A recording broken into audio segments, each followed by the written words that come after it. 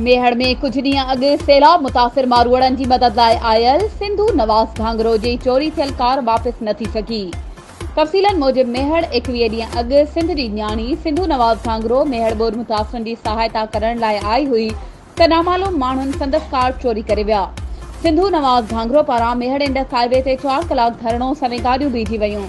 मुसाफ़िर सख़्त परेशान रहिया। जॾहिं त धरणे में वेठल शहरी इतिहाद जे चेयरमैन नियाज़ अली बुर्रो, एसयूपी अॻवान हाजी खान मारपाणी, मजीद सोढर, हबीब हुज़ूरी, गुलाम मुस्तफ़ा चांडियो, इस्माइल चांडियो, वकीलनि, सियासी समाजी अॻवाननि शहरनि पारां धरणे में शिरकत। कार वापसि कराइण जो मुतालबो। हद जो एसेठो ॻाल्हियुनि लाइ धरणे वारी जाइ ते पहुतो। पुलिस जूं मुज़ाहिरीन सां ॻाल्हियूं। पुलिस खे 5 ॾींहं मोहलत। धरणो ख़त्म। ट्रैफ़िक बहाल। वधीक ख़बरुनि ऐं अपडेट्स जे लाइ असांजे चैनल खे सब्सक्राइब कयो ऐं हा, बेल आइकन खे प्रेस करणु न विसारिजो त जीअं असांजी हर नई अचण वारी वीडियो तव्हां ताईं पहुची सघे।